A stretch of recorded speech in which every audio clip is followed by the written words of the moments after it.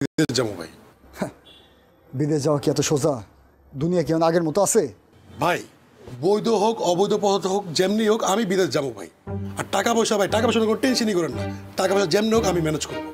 দরকার হলে কি করবো, দরকার হলে ভাই ডাকাতি করবো, তাও টাকা পয়সা ম্যানেজ করবো। বিদেশ আমার যাইতে হইব ভাই। বাইরে ভাই তুই কি কস? ডাকাতি করবি? আমার বাড়িতে কিন্তু করিস না। আমি বহু কষ্ট করে টাকাগুলো দেশে নিয়ে আইছি। ভাই আপনি তো সিরিয়াস হবেন না, সব কথা কি লেগে ধরেন ভাই? আমি তো এমনি মজা করে কইছি, আমি কি আসলে ডাকাতি করবো নাকি? আরে ধরি নাই রে। আর তোর মাথার থেকে এসব অবৈধ চিন্তা বাদ দে তো। এসব অবৈধভাবে গেলে কি পরিণতি হইতে পারে তোর কোনো ধারণাই নাই। না নাই ধরো। তুই জানোস কত মানুষ যে সমুদ্রে ডুববা মরে, জঙ্গলে না খায় মরে? ভাই এই অজপাড়াগার গ্রামের মধ্যে যে পইরা আছি ভাই, এর থেকে ভালো হচ্ছে বিদেশ যা জঙ্গলে বা ওই সমুদ্রে পইরা মরে থাকা অনেক ভালো। মাইসে কই তারপর যে মাসুদ বিদেশে যায় মরছে, মাসুদ গ্রামে মরে নাই। বুঝছেন না ভাই? তোর যেইনে খুশি যা, তুই আমার চোখের সামনে যা যা। গেলাম ভাই, কিন্তু আমি বিদেশ যাবো, আপনাকে কয়ে রাখলাম। দেখেন মাসুদ বিদেশ যাই। জোস, এই গ্রামের পোলাপানির কি হইছে? বিদেশ যাওয়ার পাগল হয়ে গেছে।